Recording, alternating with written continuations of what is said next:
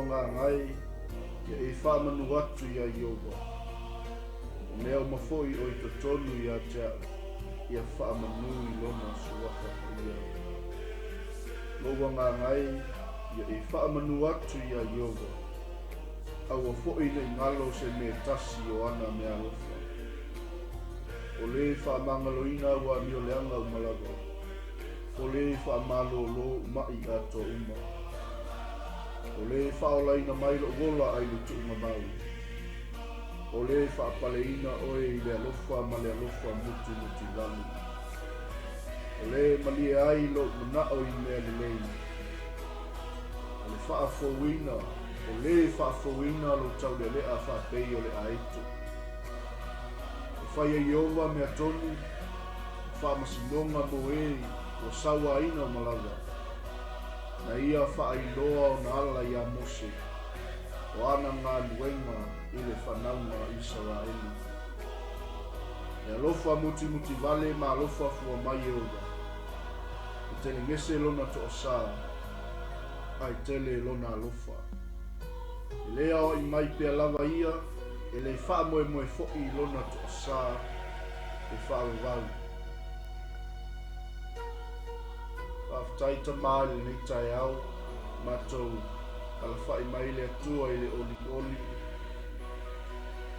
E leifua mai lo watu nuu i le manuia, whaftaitele lo matou atua, i le malo si fou, i le manawa fou, o e wha mea lo whaina ai lau whanau le nei tai au. La ea sa matou mea watu i ate o ele lii, paulea, o le taulanga mai le ta ele o mātou loto. Mātou te whaapale ma whaala ei o e lo mātou atua. Wai uma mātou upu e onge le ngangana le lii e tau whaamatala. E le mawhai le lii o nā se ai le sili ese o lau fio. Whaftai tele tamari nei tai au. Mātou whailoa i fia aso mātou atu mupele o Samoa. Whaftai tele tamari. Lau whaamalolonga pa ia le lii o mātou tangata. Tuma watu ia te oelo lava vi inga le tua. Taita mai la upu feta lai mo i mātou. Mātou whaalongolongo ai le aso ma le aso. Tamanga le mai lau fio. Au nanga i le nei aso. E mai se le li ie. O so o se au nanga le li o lo tala ia lo fina ngalo i so o se i tūlangi o le nei ke loko. Pamanuia i so mātou atu ni pele o Samoa. Pamanuia i lau au whai ngā luenga ngā lulue. Pamanuia le tua i tapua inga ta māmatina mātutua. Mai se le li. Ia i kalesia o nuu malala whanga. O lo whapena le tua o na tapua ia whaiwa. Au whai ngā luenga o le au ngā lulue. Paftai tele tamari ni tai au. Mātou langona ina le lii, loa lofa tu noa, ma loa lofa muti vale. Le lava se isi e malie ai o mātou loto le lii, le isi isi na te whainumia le ngā lala o mātou loto. Ona o e lava lo mātou tua e totas, lea le mātou tatalo, ma le mātou whaafutai, ia wala atu le suafa sili o Yesu ke riso lo mātou lii ma le whaola. Amene, amene, amene.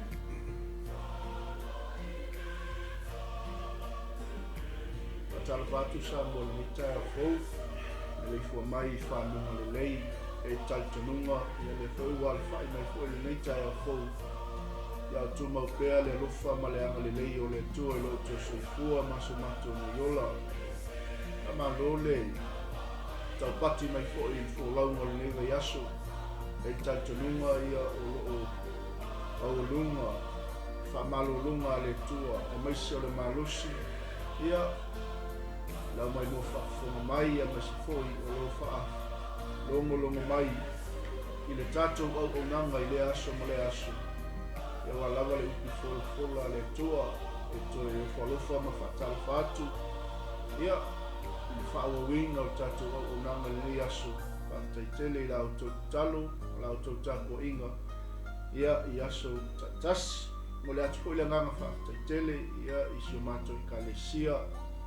I Lelei, ia le lofa tunoa, ia lo suailan au na sunga whawhengai ngai a wheti matinai a tise. Ia o no lao tō whoti talo ma lao tō whoti tapua inga. Ia o manui aile au unanga. Tai malo wholi ngā lue ni newa yasu au mtiute. Ngā luenga whianga iai tono mauta malawa e maise. Ia o so se wala awina ma so se whaile. Ia i tali tonunga. O lo manui ai tātou ia lofa ma lea Lelei o le tua. Ia nitai au. Lea tātou angai upo le tua. Ia wa foi se whaanu manga Lelei mo tātou. Ia o tātou tapena foi mo le foi au e. O le Teuteronome lo mtako tolu suma lua lo mfa upo lua suma leiva. Tā le la mua mai ai se asoa mo tātou nitai au. E mawalunga ai le vi inga o le tua.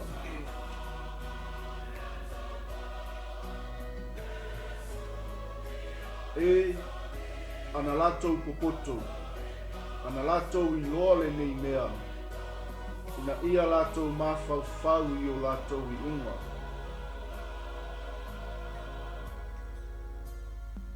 Alleluia. O le pese o tangata o mose, o le taulanga whaafitai, o le vi inga, le tapena ina i le tangata o mose. A o whai malanga mai le nuku o le tua i lana sāwalinga. E tātou te toi tō manatu ai le neitai au. O le alau pese nai te pese ai. O e pese i se pese fou i le tua. O e pese i le Lelei o le tua. O e pese i le matautia ma le sili sili ese o le tua. Alleluia. A tātou iai fo'i le, nei fo'i wai tau o tātou fō launga, au te le iloa, au te le malama lama, i le tūlanga o lo iai lau sāwalinga, nei fo'i wai tau, ma nei taimi o le soifuanga o lo tātou iai. A le alau pese nai te pese ai. Pe ia le li. Ei tei mea whātia ai tātou i whawhita auli o puapua ngā o le sāwalinga. A o fesili le ta oto mo tātou nei taia, o le alau pese le nai te pese ai. Amene. O tū mau pēa lo tātou whaatua tua i le li. Alleluia. Aftai tamā, aftai angankwa ia, aftai le li o Yesu Keriso. O lo ia whaamanatu mai pēia te i tātou, Lelei, male matautia, sili sili ese o tātou atua. Pe tātou te whaale tonu, pe tātou te Lelei.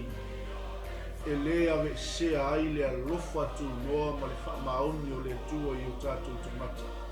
Ai mai se tu tonu o tātou ainga. Alleluia. Mai le whaperitania, whaiupu e luas fulu ma le iwa. Oh, that they were wise and could understand this. Oh, that they might know their fate. Ieleli. Mai le tala tangata o mose. Iele tua. E upe luas fumaliva. E ana latou popoto, ana latou ilo ale nei mea. Ina ia latou mawhauwhau i o latou i unga. A sila sila i le tātou tusi whaitau nei aso. O le te le ia ma le mawa e o le tāpenanga tangata o mose. Na ia toi tapena ai le nuku o le atua a o savavali mai le ala. Na ia toi tapena ai le nuku filifili o le atua a o hangai mai le latou whainga malanga le ala.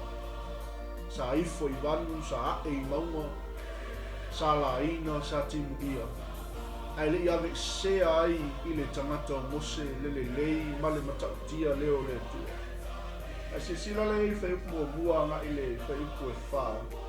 O i o loo whailo ma whaamatala ma i le tangata o mose i le nuku o Israel. Le mea te tauna latou whaia, le anga makua i toso mai lava le tangata o mose le attention o tangata Israel.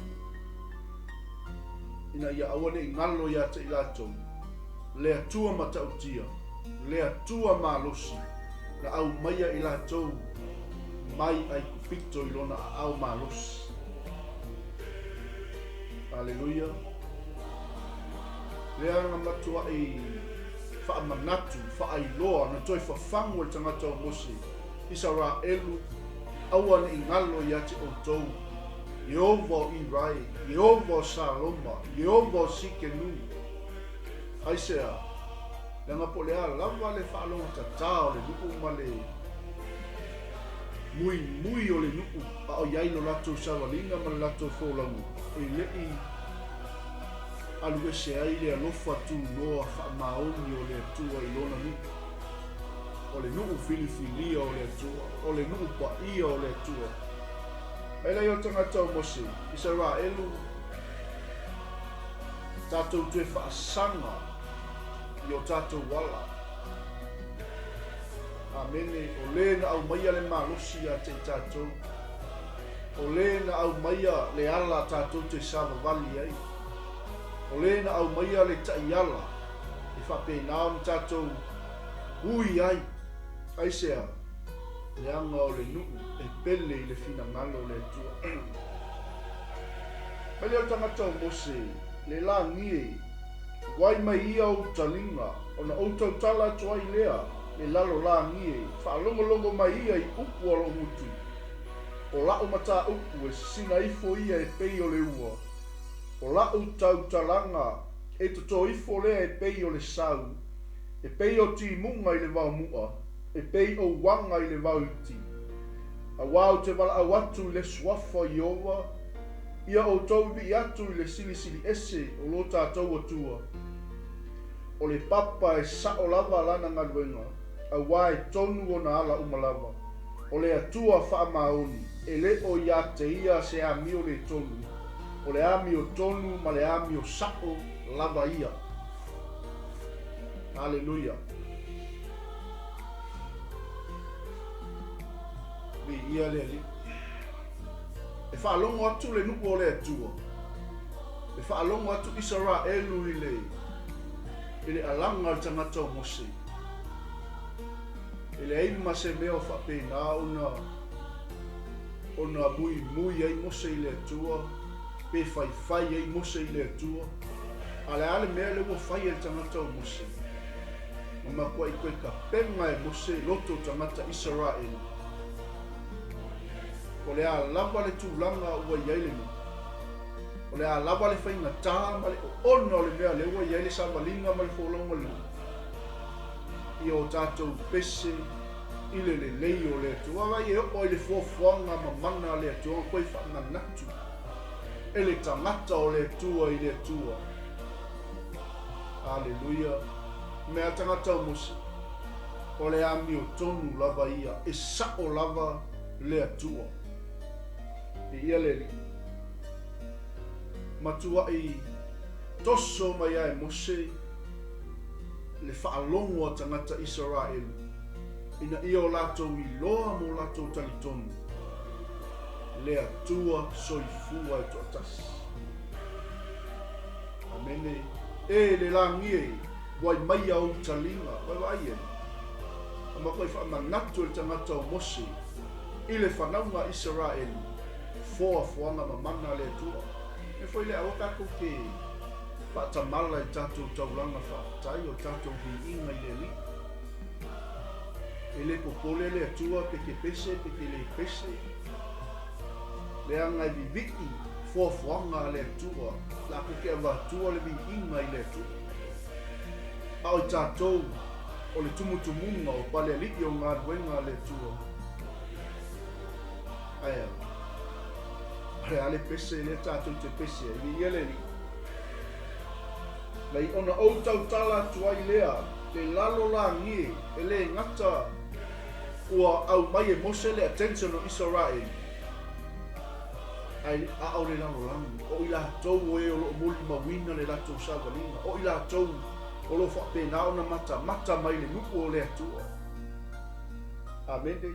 Le lalo la ngie whaalongo mai i upu a loo mutu. Alleluia. Le anga ngana nai te ngana ai. Aleluia. O e ngangana i le lelei o le atua. O e ngangana i le matautia o le atua.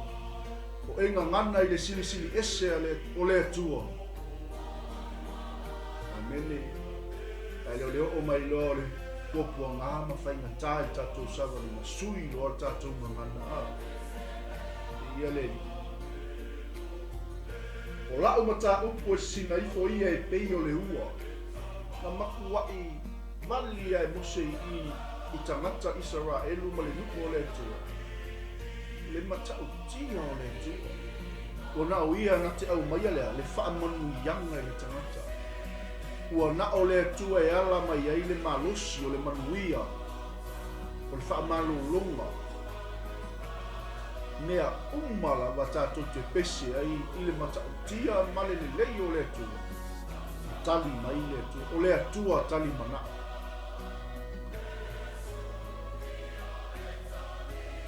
O lau tautalanga e toifo lea e pei o le sau. E pei o ti munga i le vau mua. E pei o wanga fo'i i le vau iti. A wau te wala au i le suafa o Iova. Ia o tau i atu i le silisili ese o lo tātou atua. Lei lava se isi suafa na wala au ai le tangata o Mose. Israelu. O maia. Si o tātou pepese i le lelei o le atua. O maia si o tātou whamanu i le li. O maia si o tātou tapua i le atua. Aisea, leanga o le atua sili ese lava ia. O i lai ngai whai upu ia e ngō muanga i le wha. Na matua i wha ilo i le tangata o Mose. Na toi wha manatu i tangata o Mose. Israelu. He is God. He is a mighty God. Hallelujah. Na matua i whaailoa i tangata Mose ia Israel. Aua nei tātou o ese male alofa tu noa o le tu. Aua ni o tātou solo muli ngō fie i se nia. Hallelujah. Ia leli. Ai sila lei fai upo e fitua ngai fai upo e sifuru male wha. Boso taimi na sila leia. Na makua i koe fai tau mo i lava i tangata o Mose manuia. Wha manu yang. Mai lava i le au mainga o le nuku mai ai kupito se ia o mai i luta upu le tonu sumalua. Na makua i koe wha mangaku e Mose ia Israel. Aua le i ngalo i ati o tau Israel. Le lima maa losi o le atua na au mai e o tau i wha. Le alau pese ngai te pese.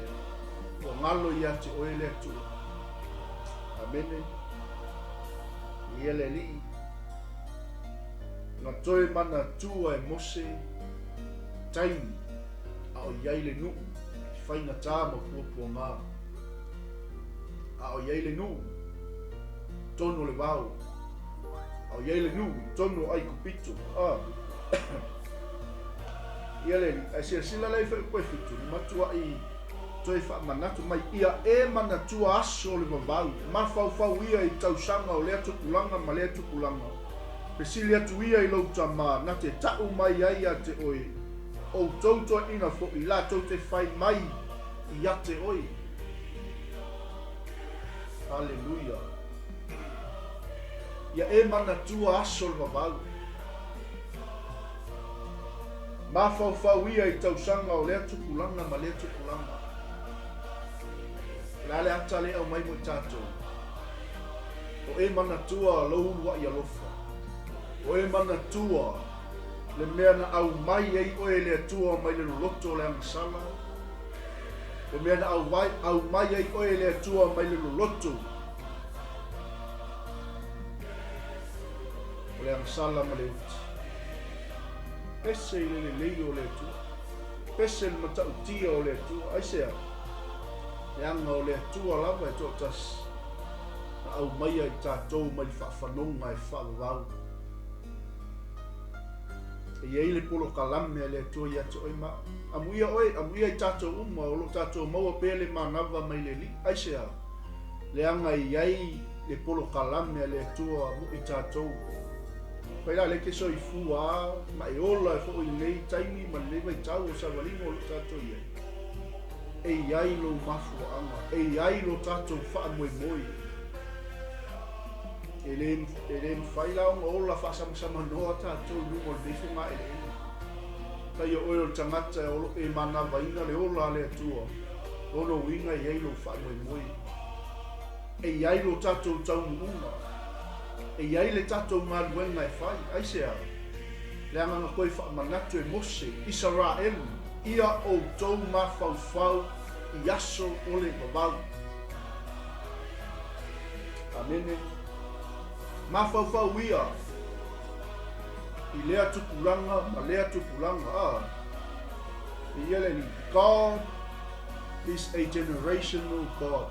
Ewa i mawai atu le tupulanga, ngā i me le tupulanga. Mawai atu le tupulanga, ngā i me le tupulanga. Tu mau pea le sili ese o le tua. Hallelujah. Mai te sili atu ia e lou tamā. Ngā te tako mai ai a te oi. O tautua ina fo'i, la tau te whai mai ai a te oi. Hallelujah. Ese le. E matau tia fo'i ni tangata o muse malanta ta ina ai. O le tangata lai ai le tua. O le tangata o lo sava vali ma le tua. O le tangata o lo pese le lelei o le tua. I aso o le fōlaunga ma le savalina.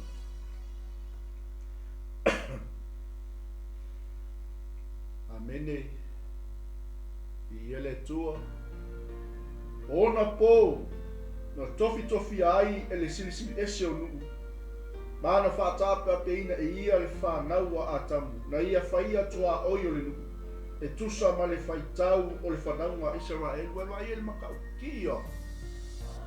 O le atua sili ese. Kele o mea le lei. Kele o mea matautia. Nga whaia e le atua e nunga. Koe whamangaku le Mose Israel. Aua ni ngano i ate o tau. Le atua o Israel. Amene. Pese i le lelei o le atua. Amu ia i tātou. O lo tātou maua pēr le manawa le li. Alfesiri. O le asa tātou ngā luenga o lo whai le fina ngano le li. O le ase tātou au nanga o lo tātou au na ai le malo le tua. O whaolaina se anganga i lau mori mau.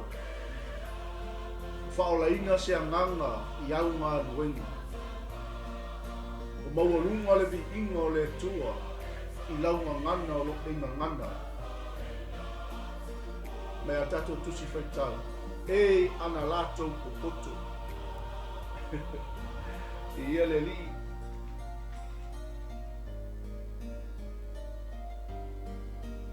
Ana lātou i loa le nei mea, ina ia lātou mawhau i o lātou i unga. Hallelujah. Aua ni o tātou ola whasama noa i nei soifuanga o lo tātou i ai.